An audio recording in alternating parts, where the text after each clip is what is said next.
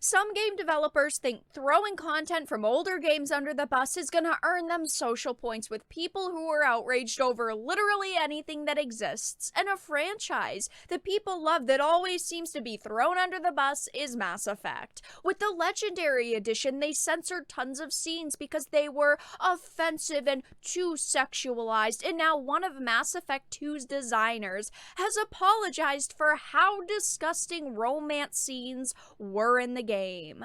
But before we get into the topic at hand, if you enjoy the content that I create, please make sure to subscribe to the channel and hit the notification bell. Follow me on social media like Twitter or mine so that you can see when my content is posted. And if you do really enjoy the videos and the live streams that I create, please consider becoming a Dark Titan via Patreon for just $1 a month or supporting via memberships. All of the links are in the description, and of course, I do really appreciate all of the support.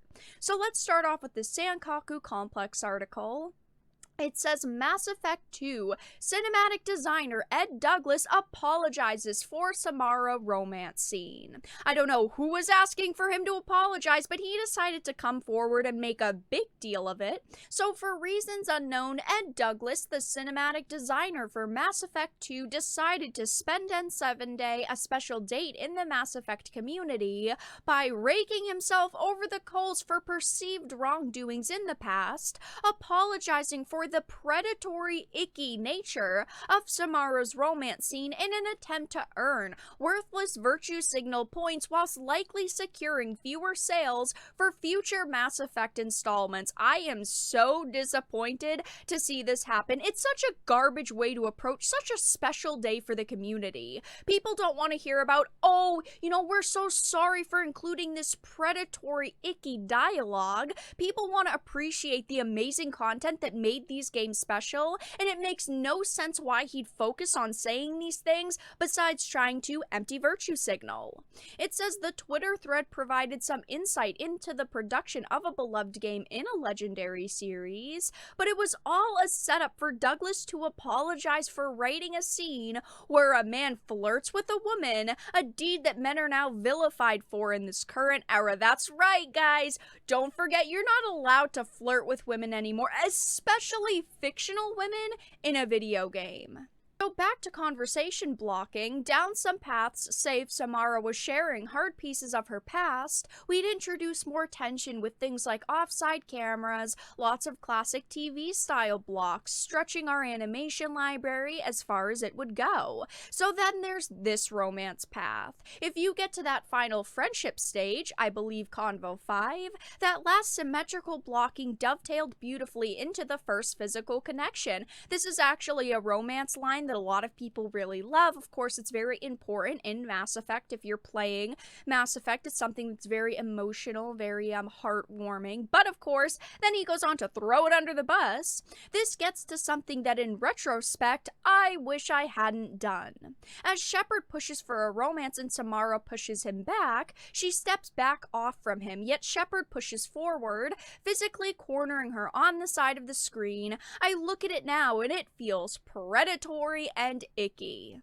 It says not at all how I'd build it today, nor is that the Shepard I'd want to play. But we all know that if it came to it, Samara could handedly beat down Shepard, so Shepard deserves to be left alone, sat in the corner in the last frame. Now this scene is actually very, very emotional, and it's very interesting because you have these two characters that have been building up this friendship, potentially building up this relationship, and they do share that first moment of physical connection. It's very, very interesting when you're watching it for the first time because these characters have definitely shown interest in each other. They've grown that bond. And then, of course, she's kind of pulling back in the scene. He decides to take it a step forward and continue trying to pursue her. She does end up walking away, but he literally throws this scene under the bus saying, oh, Shepard deserves to be alone because he's so predatory and icky. This is such a shitty way to approach such a positive day in the community, in the Mass Effect community, but who was asking him to throw himself under the bus here. He said, for anyone I made uncomfortable with the staging of those final moments, you have my sincere apologies. Who was asking for an apology here?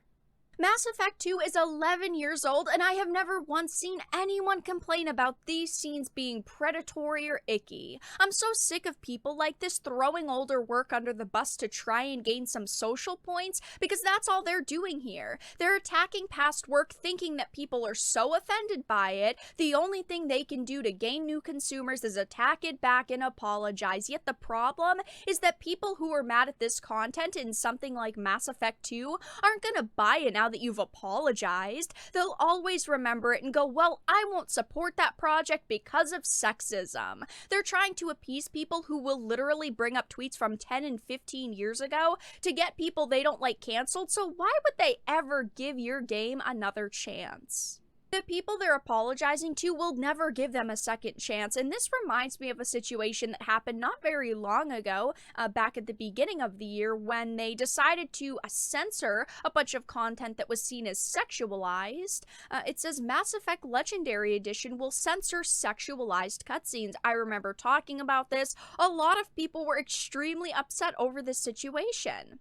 It says, as per the rapidly growing global standard that sex appeal is evil and must be destroyed, the upcoming Legendary Edition for the classic Mass Effect will change the camera for some cutscenes so that they are not focusing on the butts of certain female characters. Now, when it comes to the Mass Effect 2 situation, they're not changing anything, they're not censoring anything. It was just the designer apologizing that these scenes existed, but it says the Mass Effect Legendary Edition will contain the 3 original titles that make up the main trilogy, along with over 40 DLC from all 3, on top of enhanced performance, visuals, and graphics, all available in HDR. Initially, when they announced this, a lot of people were really excited over it. I know for myself personally, I was planning on buying it, and then they announced they censored and toned down a bunch of scenes, and I decided to not purchase it. If I want to play Mass Effect games, I'll just go ahead and play previous copies of the games that I own. Among the many changes being implemented, general adjustments to the female version of Commander Shep are being made, who recycled animations from the male version of the character. In an interview, the project director elaborated on changes, saying things like, specifically for female Shep, I think that there was a lot that we could do across the trilogy to make that better, so that she's a bit more on par with male Shep. Whether it be just some subtle face shape changes, or some wrinkles or support or whatever, so she's catching the light in the same kind of quality level. A lot of people were okay with this, saying, yeah, you know, adding different lighting, adding some more details, that's fine, that's good, that's positive change. But then, of course, they went on to say things like this. He also addressed accusations towards BioWare that asserted the game was pandering to a male audience. I do think that a lot of things have evolved since the original games, but I don't know if I would say we were ultra concerned about it or anything like that, but there were considerations. And the project director also noted that some cutscenes in the game would be changed, such as the ones focusing on Miranda's butt. Kevin actually cared about some of the camera cuts that were in there. Why were we focusing on Miranda's butt? So in some cases, we say, okay, we can make a change there, but ultimately, to change an entire character model or something like that wasn't really, it was a decision that was made as part of many creative decisions, and just showing it the best as possible that we could going forward is really the best choice for all the art that we had.